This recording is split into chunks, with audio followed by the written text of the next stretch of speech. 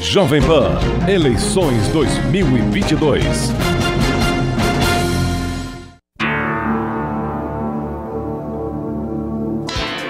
8h21. Repita. 8h21.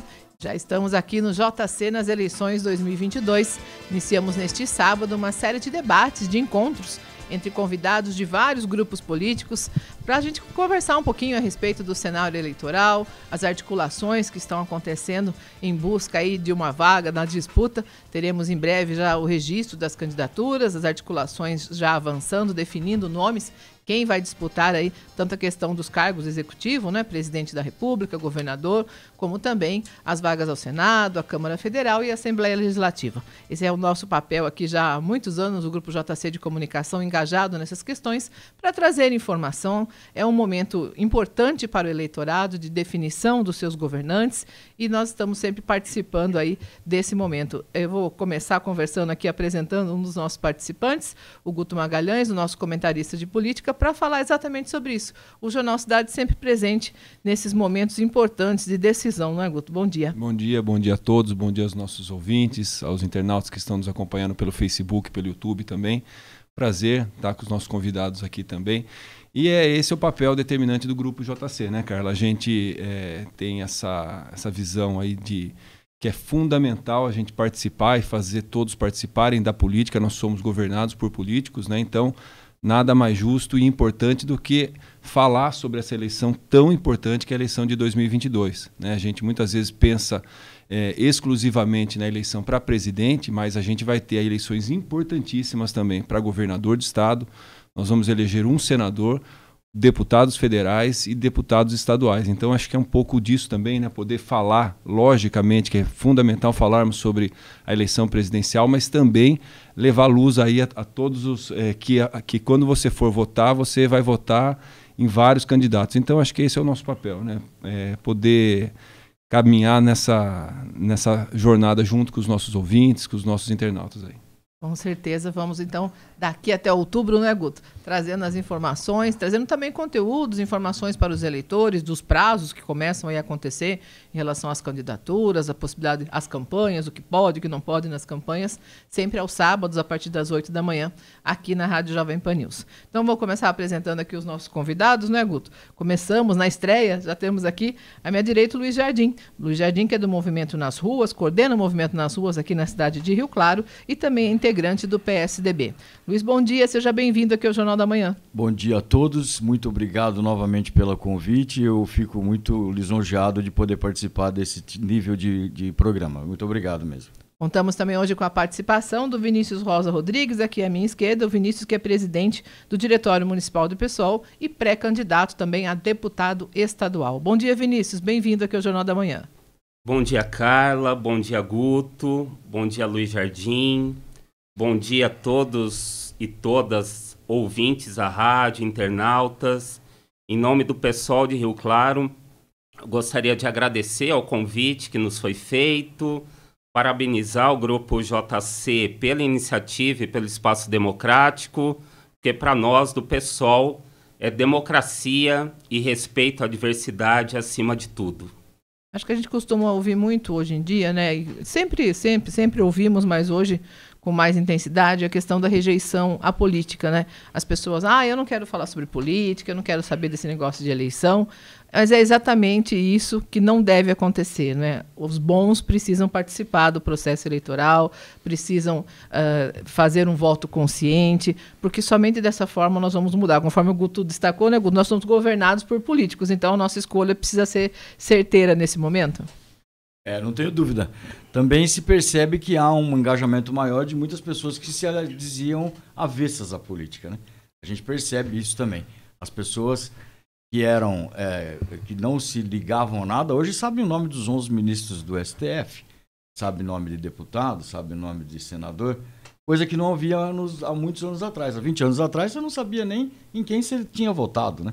Então eu percebo do outro lado também muita gente que está se engajando nessa área, né? Nesse movimento. O pessoal buscou muito o voto do jovem também, apoiou bastante essa causa do jovem comparecer ao cartório e tirar o seu título de eleitor? Isso, a gente acredita que a juventude é o futuro do país. né? É importante a gente discutir a importância da participação política como exercício da cidadania, né? E o jovem tem um papel fundamental nesse processo. A gente percebe que ainda há o sentimento antipolítica, né, muito presente no país, né? Bolsonaro foi eleito muito em função disso, né, do sentimento antipolítica, de desilusão com a política, desesperança, mas a gente vai lutar para recuperar isso no cidadão e na cidadã brasileira. Eu já queria iniciar aqui o nosso debate, né, fazendo uma pergunta a nível estadual, né, estadual mais federal, em relação à Câmara dos Deputados. Representação do Estado de São Paulo, né? Nós temos 70 deputados federais, de 513, a gente não passa aí de 15% da representação. O que vocês acham disso? São Paulo tem uma representação menor do que a população. Isso é justo? Não, não é justo porque, apesar de todas as nossas necessidades de haver equidade entre os estados, a gente tem que também considerar a necessidade de que quem tem mais população seja mais bem representado. Olha o que nós sofremos aqui em Rio Claro com a saída do Aldo Demarque como representante do deputado, como deputado estadual. A falta de uma representatividade no estado fez com que Rio Claro deixasse de receber determinadas ações, e agora é evidente isso na volta dele, quando o Rodrigo Garcia, logo em seguida que ele volta, traz para Rio Claro novos recursos e novas opções para serem trabalhadas aqui. Então eu vejo que a representatividade é fundamental, e representar por unidade de federação não é justo como deveria ser. Nós devíamos dividir o Brasil em número de habitantes e representar as pessoas. Mas você acredita, Luiz, que isso é possível ser revertido? Eu não vejo outra situação senão na reforma administrativa, na reforma política. E a gente tem que fazer uma reforma profunda, reforma política. Não consigo enxergar o Brasil continuando da forma como está. Já estão falando em parlamentarismo, num governo onde a cada vez mais os congressistas, né, ou que seja, o Congresso, de uma forma geral, busca para si o poder. Então eles estão já com o poder na mão. Nós já vivemos uma situação onde o presidente não faz nada senão através do Congresso, e eles ainda querem fazer esse nível de mudança para que continue o conchavo entre eles lá. Uma coisa é controlar uma pessoa e investigar uma pessoa, como o Bolsonaro é investigado hoje por todos os meios de comunicação, todos os partidos que são contrários a ele. Outra coisa é você investigar 513 patetas lá que ficam cada um puxando a sardinha para sua brasa. É muito difícil fazer isso. O que você acha, Vinícius? Bom, eu concordo que é necessário uma reforma política séria, né? É um assunto a ser discutido, a ser construído. Eu não vejo problema nesse momento na equidade, né? O Luiz citou o deputado Aldo Demarque, ele teve, se eu não me engano, 6 mandatos, né? Mas ele também não representa o povo de Rio Claro, né? A gente questiona o preço dos pedágios. Aldo Demarque estava na comissão de licitação dos pedágios, ele sempre esteve na comissão do transporte, né, e nem por isso resolveu o problema dos pedágios, né? A FATEC é utilizada pelo Aldo Demarque desde 2010, né? Então toda véspera de eleição vem à tona a FATEC de Rio Claro, né? Mas a gente vê que é um discurso meramente político. Nós estamos aqui no JC nas eleições 2022 e eu vou aproveitar para fazer um convite para a participação dos nossos ouvintes e dos nossos internautas. Vocês podem participar enviando suas perguntas, seus comentários para os nossos convidados através do nosso WhatsApp 998421255. 998421255. Eu tenho uma pergunta aqui da Giovana para os dois convidados. Ela pergunta o seguinte: gostaria de saber qual o papel do governo federal no preço da gasolina. Ele tem culpa? E ainda, Bolsonaro sempre colocou como antissistema. Qual a opinião de vocês após quase 4 anos de mandato? Bom, eu não vejo que o Bolsonaro tem culpa no preço do combustível, tanto é que ele criticou e disse que é um estupro o lucro da Petrobras de 3.180% acima do que foi no período anterior, né? Eu não consigo enxergar, porque se fosse assim ele já teria feito. Artificialmente, Dilma fez isso e deu no que deu.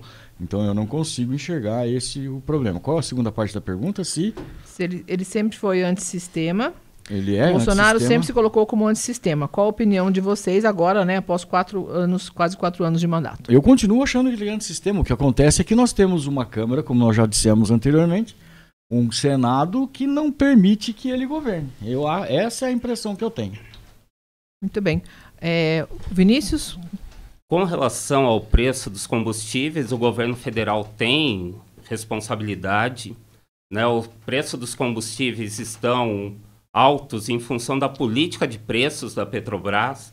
Bolsonaro tem a caneta na mão, ele poderia resolver isso, né? A Petrobras teve um lucro de 42 bilhões de reais, né? E só em distribuição de dividendos para acionistas, 48 bilhões, né? Principalmente acionistas estrangeiros.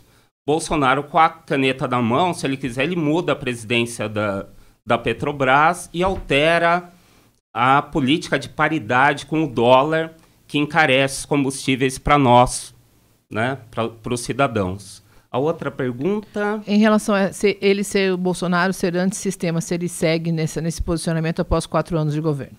Bom, Bolsonaro foi eleito em 2018, se colocando como antissistema, como anticorrupção, mas hoje a gente vê ele de braços dados com o Centrão, né? O Centrão tendo como raiz o partido em que ele está afiliado hoje, o PL, partido do Valdemar Costa Neto, corrupto, né? Condenado por corrupção. Então, ele está totalmente entregue ao sistema. Vinícius, tem uma pergunta também da nossa ouvinte, a Débora. Quero agradecer a participação dos ouvintes, dos internautas. Continuem enviando aí as suas participações, suas perguntas pelo nosso WhatsApp. A Débora, ela pergunta o seguinte. Vinícius, você concorda com a afirmação do presidente da República que diz que em seu governo não há corrupção? Também gostaria que comentasse sobre a alta nos preços dos alimentos e o que poderia ser feito para reverter essa situação. Depois eu vou pedir que o Luiz também responda essa questão sobre corrupção e alta nos alimentos, por favor. Bom, vamos lá. Com relação à corrupção, né, a gente já tem vários casos. Né, a gente tem desde superfaturamento numa tentativa de compra da vacina Covaxin. A gente tem casos de superfaturamento na compra de ônibus escolares, um superfaturamento de quase 700 milhões de reais. A gente tem um orçamento secreto, né, que foi distribuído dinheiro aí para parlamentares de forma não transparente. A gente tem os casos de rachadinha nos gabinetes. Então, casos de corrupção. Agora, recentemente, né, os pastores lobistas no MEC. Então, não são poucos os casos de corrupção no governo Bolsonaro. Sobre os alimentos, alta nos alimentos, o que poderia ser feito para conter os preços? Então, a gente está hoje, nos últimos 27 anos, com a maior inflação, né? É difícil. A inflação, de fato, corrói o poder de compra da população, né? Então, o controle da inflação seria fundamental, né, para a gente baratear o custo de vida do cidadão. Luiz, por favor. Com relação à corrupção, a narrativa de que nós temos corrupção no governo Bolsonaro, ela não foi ainda comprovada. Nós temos suspeitas que foram todas canceladas, né? Então, na Covaxin não houve dinheiro desembolsado, nos ônibus não houve dinheiro desembolsado. Eu não consigo enxergar ainda casos como o Triplex e o sítio de Atibaia. Então, eu não consigo enxergar, nesse momento, uma relação com corrupção e embolso de dinheiro.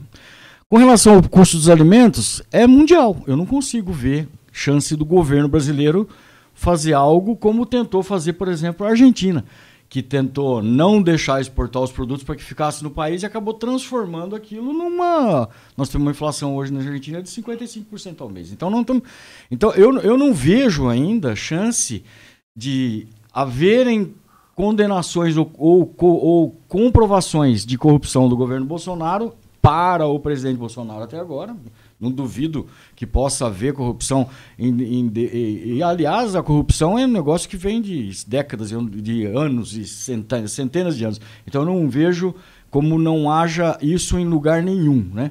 Agora, a inflação mundial, veja o que aconteceu na semana passada, de quarta para quinta-feira, as bolsas dos Estados Unidos despencaram porque começaram a fazer conta e perceber que o governo americano não tinha subido suficientemente os juros para poder conter a inflação lá. Então nós estamos, provavelmente, os Estados Unidos hoje deverá entrar num processo de estagflação, que é aquele onde não sobe, não cresce a economia e a inflação cresce junto. Então, nesse quesito, o Brasil está muito à frente de todos os outros, né? A inflação tem sido mais bem controlada no Brasil do que no resto do mundo, né? Eu acho que eu respondi.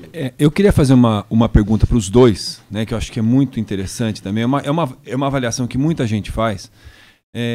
Durante todo o período da redemocratização, a gente via a esquerda extremamente aguerrida, né, unida, e a impressão que nos dá, né, olhando de fora, é que hoje a direita é mais aguerrida do que a esquerda, ela é mais participativa do que a esquerda. Vocês concordam com isso? Friamente falando ou não? Bom, eu não concordo. Eu reconheço que a direita ela está mais organizada do que há um tempo atrás, né? Mas a gente sabe também que tem muita... Assim, ela se alimenta de fake news, né? Enganam as pessoas, criam uma realidade paralela. Nas redes sociais, muitos robôs. Então não vejo assim, a direita tão engajada, né? A gente sabe que Bolsonaro teve 55 milhões de votos nas últimas eleições, né? Desses 55 milhões de votos, nem todos são extremistas, fascistas, né? Nem todos são seguidores daquele astrólogo pseudo-intelectual que morreu esse ano, né? Então as pessoas elas estão com aquele sentimento de desilusão com a política, um sentimento antipolítica, né? E eles acabam enxergando nesse discurso populista do Bolsonaro e do bolsonarismo uma saída. Mas nós, da esquerda, vamos lutar dia e noite para derrubar o Bolsonaro, combater o bolsonarismo e voltar a politizar a população do Brasil. Entre direita e esquerda, eu acho que a esquerda continua muito mais bem organizada do que a direita. Não tenho dúvida nenhuma disso. A esquerda tem um trabalho de base que foi feito a partir da implantação de políticas de educação, e as faculdades, as escolas sempre foram criando pessoas que deveriam pensar dessa forma. E aí nós não enxergamos hoje saída para uma volta nesse processo que foi iniciado há 20, 30 anos atrás, mas também nós percebemos que a direita não está organizada, e não está organizada mesmo. Nós não estamos organizados. É tudo muito orgânico, tudo muito impulsivo. A gente percebe que pessoas que têm vontade de fazer as coisas fazem da maneira que acham que deveriam ser feitas e não é o correto. O bolsonarismo, dito bolsonarismo, existe, que são pessoas que são extremamente focadas nessa situação de Bolsonaro, mas eu particularmente não tenho político de estimação. Então eu vejo que nós temos a necessidade de fazer contrapontos ao que a esquerda plantou durante os últimos 20, 30 anos. Só não vejo, mas a desorganização da direita é evidente, é muito evidente. E a esquerda nunca deixou de ser organizada. Muito bem, estamos aqui no JC nas eleições, iniciando os nossos debates, sempre aos sábados aqui no Jornal da Manhã, hoje com o Luiz Jardim, do Movimento Nas Ruas, também integrante do PSDB, e com o Vinícius Rosa Rodrigues, presidente do Diretório do PSOL. Guto? Eu vou fazer uma pergunta para os dois, né? Qual o verdadeiro papel das redes sociais para as eleições de 2022? Mas eles vão responder daqui 2 minutinhos, depois dos nossos comerciais. 2 minutinhos a gente já volta. Jovem Pan, eleições 2022. 8 horas e 43 minutos. Repita. 8h43, voltamos com o JC nas eleições 2022. Hoje recebendo Luiz Jardim, do Movimento Nas Ruas, Vinícius Rosa Rodrigues, do PSOL, e também contando com a participação do Guto Magalhães, nosso comentarista de política aqui do Grupo JC, iniciando os trabalhos, aí, as discussões sobre o cenário eleitoral. Contamos com a participação dos nossos ouvintes, os nossos internautas, pelo nosso WhatsApp, 998421255. Guto, tem pergunta? Tem, então, eu fiz uma pergunta para eles antes do intervalo, vou repetir aí para quem chegou agora, né? Qual é o verdadeiro papel das redes sociais nessas eleições de 2022? Quer falar, Vinícius? Eu posso falar? Pode começar. Eu vejo que não tem volta. Redes sociais é um caminho sem volta. Nós não vamos conseguir viver de novo sem o WhatsApp, o YouTube, sem Twitter ou sem LinkedIn e Telegram. Então, essas redes principalmente, né, elas fazem a divulgação dos grupos que se sentem representados entre si, né? Eu não consigo enxergar alguém da esquerda dentro de um grupo de direita e nem vice-versa, né? O pessoal da direita entrando no grupo da esquerda, né? E ali, essas transmissões dessas informações, assiste quem quer. Então, eu posso estar num grupo de WhatsApp ou de Telegram que recebo informações de Bolsonaro. Eu posso também decidir que eu quero receber informações a respeito do Lula. Então, essa pejorativa história de fake news é muito do ponto de vista de quem enxerga aquela notícia, né? Quem tem o domínio para dizer o que é verdadeiro ou o que é falso? Só o dono da verdadeira história. Existem 3 verdades: a verdade do um, a verdade do outro e a verdade verdadeira, né? E essa verdade verdadeira tem sido conclamada por ministros que não têm capacidade nenhuma de enxergar ou de dizer qual é a verdadeira verdade, né? Tanto que ele tem se intrometido, ou o STF principalmente, tem se intrometido em assuntos que não tem nem cabimento. Por exemplo, redução de IPI, né? Quando que nós vimos no Brasil, ou em qualquer país democrático, o judiciário se envolvendo numa decisão de imposto. Né? Então, eu acho que as redes sociais é um caminho sem volta. E aí, essa medição do que é verdadeiro ou o que é falso, cabe a cada um e o discernimento seu de dizer se é verdadeiro ou se é falso. Isso. Bom, eu também acho que as redes sociais vão ter um papel importante, né, nessas eleições, mas a gente tem que ter ciência também que a gente precisa ir para as ruas, a gente precisa dialogar com as pessoas, a gente precisa fazer o confronto de narrativas, né, saindo de nossas bolhas.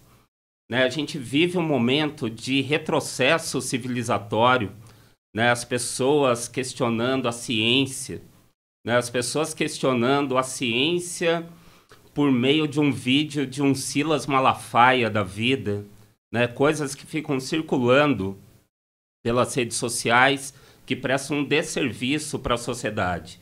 Então, nós, da esquerda, da centro-esquerda, vamos para as ruas, vamos confrontar as narrativas bolsonaristas, vamos combater as notícias falsas, vamos combater a ação do gabinete do ódio. Tem uma pergunta aqui do Sérgio, né? O que vocês acham, tanto para o Luiz como para o Vinícius, o que vocês acham de acabar com o foro privilegiado dos políticos em geral? E eu já emendo com uma outra pergunta que eu tinha colocado, que também fala um pouco sobre o STF. Vocês acham que ninguém pode criticar o STF? Não, eu acho que não. O foro privilegiado já demorou demais para acabar, né? Nós temos uma situação, uma imposição que foi nos feita dessa de foro privilegiado em razão de uma situação que nós vivíamos lá na década de 60. Né? Então, estamos em 88, a Constituição que fala que nós temos que ter direito de falar o que achamos que nós devemos falar e ser responsáveis por aquilo que nós dizemos e ser responsabilizados por aquilo que nós dizemos. Mas hoje você enxerga que o STF tem usado essa situação para se defender, para poder esconder o rabo dele. É o que eu enxergo. Não estou dizendo isso do STF como instituição, estou dizendo isso a respeito dos integrantes que nós temos hoje na Corte. As pessoas que compõem hoje o Supremo Tribunal Federal, elas estão usando o cargo em favor do seu encargo. É muito difícil lidar com isso. Eles estão dizendo que eles fazem da sua vontade a própria lei. E não podemos continuar desse jeito. Então, o foro privilegiado já devia ter acabado há muito tempo. Isso é público e notório. E o STF tem que voltar a ser a raiz dele, que é conduzir, julgar os processos que afrontam a Constituição, que é o que não tem feito. Quando entra na matéria de imposto, por exemplo, não tem como continuar lidando com isso. Vinícius? Bom, com relação ao foro privilegiado, eu também concordo que ele deva ser extinto, mas a gente não vê vontade política, né, para que isso aconteça. Né, o presidente que se falava anticorrupção nunca mais tocou no assunto. Né, seus filhos já tiveram a opção de votar e votaram contra o fim do foro privilegiado. Né, inclusive, o presidente costuma ficar trocando diretores da Polícia Federal para proteger os seus filhos corruptos, milicianos. E com relação a outra pergunta... Então, você pode falar mal do STF. criticar o STF? Pode-se criticar o STF, sim, mas sem atentar aquilo de mais sagrado que nós temos, que é a democracia. Né? Nós precisamos fortalecer nossas instituições democráticas. E atos contra a democracia, atos de apologia à tortura, à ditadura militar, não podem ser tolerados. Vou fazer uma pergunta também aos nossos dois convidados, tanto ao Luiz Jardim como ao Vinícius Rosa Rodrigues. A gente falou bastante já sobre o governo Bolsonaro, sobre o possível candidato aí Bolsonaro. Eu gostaria de uma análise de vocês em relação à chapa Lula-Alckmin.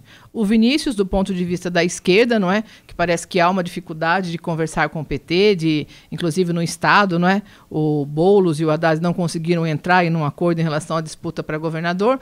E o Luiz, analisando do ponto de vista da participação do Alckmin nessa chapa. O Alckmin, que foi um tucano histórico, tradicional, liderança do partido, e agora numa nova etapa aí, aderindo à chapa do ex-presidente Lula. E eu emendo até aqui, Carla, até que era uma das perguntas que eu queria fazer, para a gente falar um pouco também do governo do Estado, mas quem acaba sendo mais incoerente?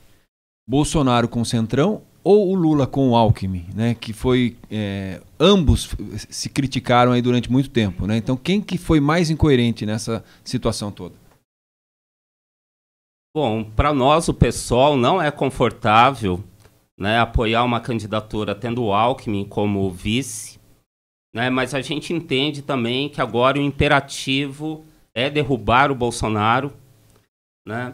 Eu não acho, de fato, que o Alckmin agrega a candidatura do Lula, mas também a gente não pode discordar que ele representa o centro democrático. Né? Mas não é uma candidatura, quer dizer, uma chapa confortável ao PSOL, que já declarou apoio ao Lula. Bom, eu, com relação ao Alckmin, assim, eu me sinto decepcionado, primeiro.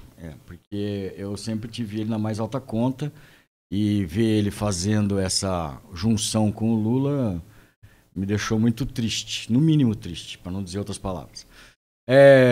Com relação à possibilidade o que é mais incoerente é a incoerência do Alckmin com o Lula, não tenho dúvida nenhuma. O Centrão, ele é um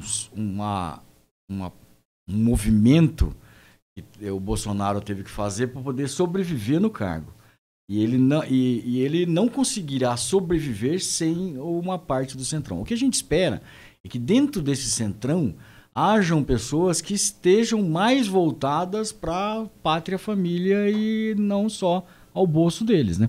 Porque a gente percebe muito na vontade do quem se candidata ou de quem está no governo, principalmente na Câmara de Deputados e Senadores, de puxar a sardinha para a brasa deles. Né? Eles querem o dinheiro que isso pode trazer. Então eu enxergo que há uma dificuldade também de estar com o Centrão, mas é o tipo do mal necessário. Então é o meu malvado favorito. Vamos lá, Vinícius, por favor. Então, só complementando, até pegando um gancho aí dado pelo Luiz, eu acho que Bolsonaro e Centrão é muito coerente. Né? Lula e Alckmin eu vejo incoerência, mas Bolsonaro e Centrão é coerente. Lula e Centrão também foi coerente, né? Bolsonaro está na raiz do Centrão. Bolsonaro é PL do Valdemar Costa Neto. Bolsonaro e Centrão é a coerência total. Mais uma pergunta aí, Guto? Vamos lá. Vamos lá, eu tenho aqui uma pergunta para o Vinícius, mas vou pedir que o Luiz também responda. O que você acha do veto de Bolsonaro sobre a nova lei Aldir Blanc? Esse é um assunto da cultura que tem despertado muita discussão, muita polêmica, com certeza, né? Então, Bolsonaro e cultura são duas coisas que não se misturam, né? São duas coisas opostas. Né? Ele vetou um projeto, a Lei Aldir Blanc, que ia distribuir 3 bilhões de reais para reativar o setor cultural no país. Né? Tão importante na formação das pessoas, tão importante para aflorar o senso crítico das pessoas, mas isso não é a intenção do Bolsonaro. Né? Bolsonaro e cultura não se conversam.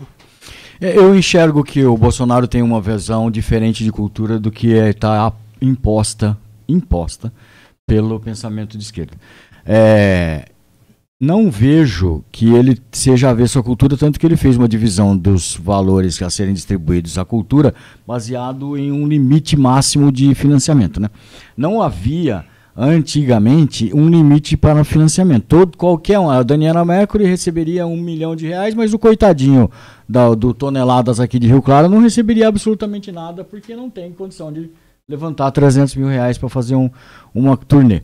Então, eu não enxergo que o Bolsonaro não esteja com vontade de promover a cultura. O que eu enxergo é que ele quer parar de promover as castas da cultura que sempre se garantiram baseados na Lei Aldir Blanc. É o que eu enxergo. A gente teve mais uma pergunta aqui. Por favor. Eu acho que você está confundindo a Lei Aldir Blanc com a Lei Rouanet. Né? Já como você citou a Lei Rouanet, né?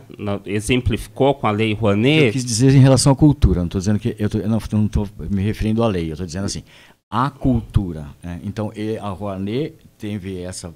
E a Lei Aldir Blanc ele vetou porque ele não enxergou chance de fazer isso ser equitativo. Bolsonaro ele extinguiu o Ministério da Cultura, criou uma secretaria especial que pegou dinheiro da Lei Rouanet para fazer um evento pró-armas.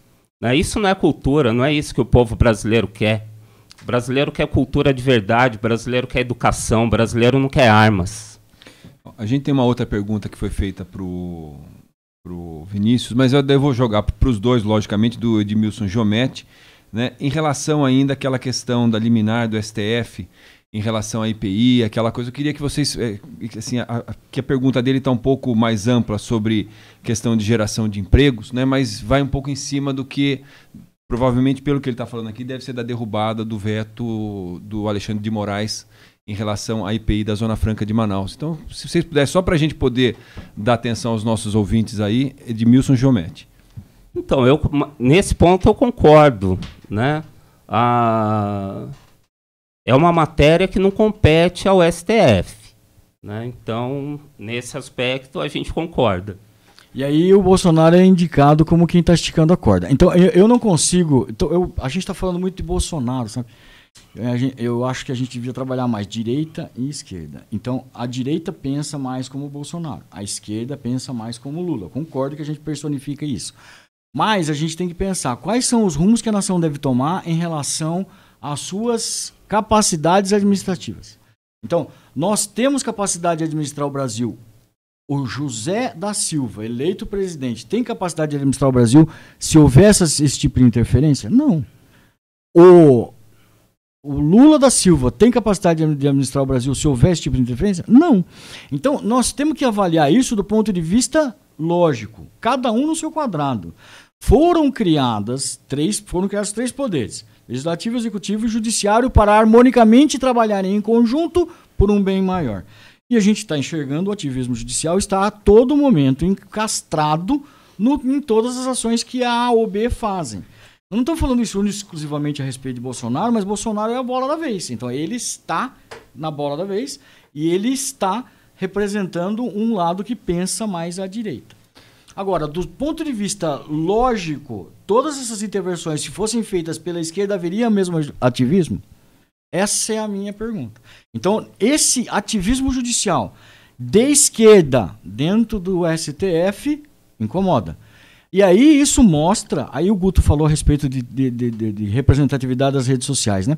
Então isso acaba transformando o cidadão que não tinha nenhuma vontade de se meter com isso, no sentimento sai daquele sentimento de deixa isso pra lá, de niilismo, para um momento onde ele entra numa fase de isso é injusto, eu vou sair para as ruas, eu vou me movimentar, eu vou transferir, eu vou mostrar isso nas minhas redes sociais.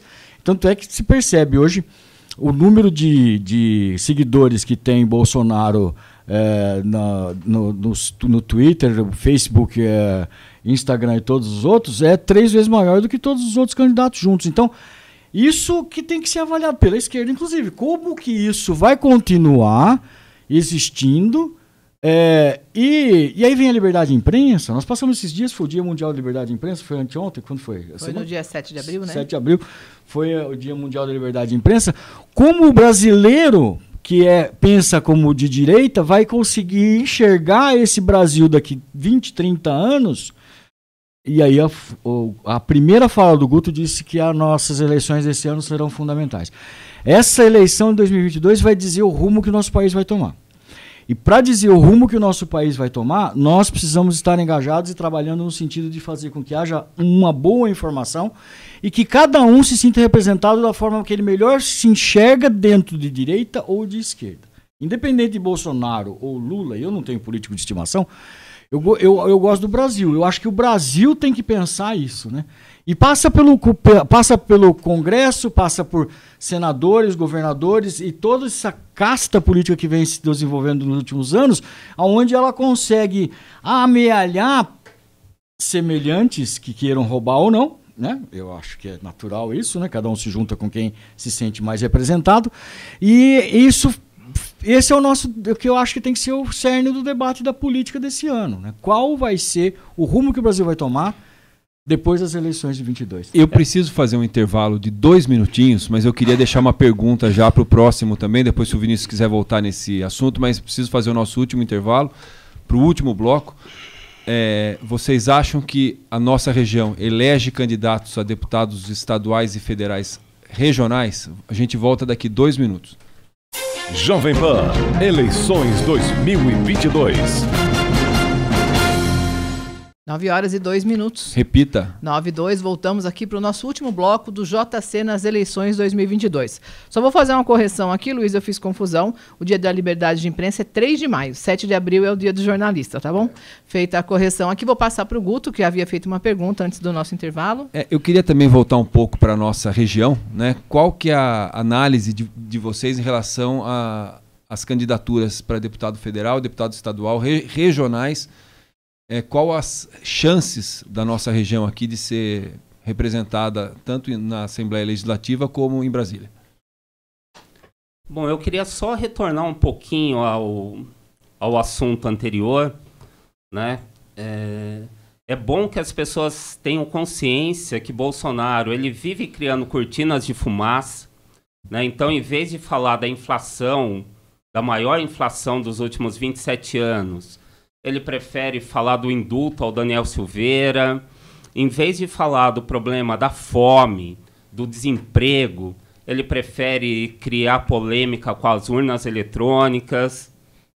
Em vez de falar dos lobistas, né, dos pastores lobistas no MEC, ele prefere criar intriga com celebridades no Twitter, né? A gente tem que ficar muito atento com relação a isso, né, porque ele joga para debaixo do tapete os assuntos que de fato interessam para a sociedade. E com relação às eleições estaduais, a gente tem expectativa, sim, de fazer cadeiras aqui na região. Eu, como pré-candidato a deputado estadual, tendo dobrada com o Boulos e com a professora Rosimeire Arcângelo, a gente vai lutar, a gente vai brigar até o último dia para que Rio Claro tenha representação na Lesp. A falta de representação nas assembleias, tanto de Rio Claro como da região, são tristes de serem vistas, né? Nós temos hoje 645 municípios no estado, se não me engano, 70 deputados, né? E desses 70 deputados, 34 representam estados, municípios do estado, Fora isso, os outros 600 municípios não têm representatividade. Se você tirar o grande ABC ali, onde tem São Paulo, a capital, a Santo André, São Bernardo, São Caetano, ficam com a grande maioria dos deputados que estejam eleitos, né? E Rio Claro tem hoje, de volta com o Aldo, uma das 34 cidades do interior que estão representadas. Agora eu tenho que pensar nisso. A nossa capacidade de mobilização está diretamente ligada à vontade da gente ter alguém lá. Ao contrário, a gente percebe que há um movimento muito forte. O brasileiro é meio assim, né, de criticar as coisas que são do Brasil, e a gente também tem a mesma natureza, né, de criticar as coisas que não são mais afetas. Às vezes, aquele ditado que desdenha quem quer comprar, realmente é uma verdade, né? Então, nós precisamos pensar exatamente qual é a nossa crítica em relação aos representantes que nós tivemos aqui e temos aqui, e quais são as necessidades do nosso município. Nós estamos num momento em que os caixas das prefeituras nunca tiveram tão cheios, né? Tem grana pra caramba, porque essa pandemia fez uma transferência direta de renda para as prefeituras, e a mudança do Bolsa Família para o Auxílio Brasil, que deixa de ser uma política de governo para ser uma política de Estado, isso vai trazer para os próximos anos uma solidez de consumo interessante, porque ninguém mais pode mexer nisso, né? E tampouco o conserto que os caixas das prefeituras da região tomaram por conta da transferência direta de grana vai ser menosprezado.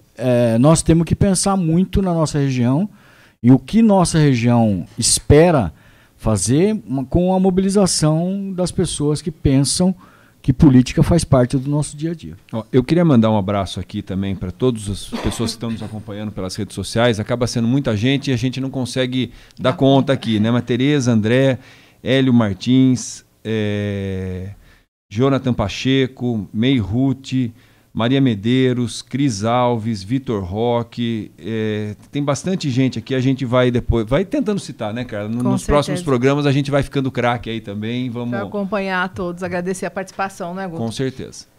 Infelizmente, não é o nosso tempo terminando aqui. Exatamente. Mas eu queria agradecer muito a participação dos dois convidados, Luiz Jardim, do Movimento nas Ruas. Obrigada por estar presente novamente aqui aos nossos debates, Luiz. E deixar uma mensagem, né? Que vocês pudessem deixar uma mensagem aí para... Eu, antes de tudo, agradecer a presença. Foi um prazer conhecer o Vinícius, eu não conhecia pessoalmente.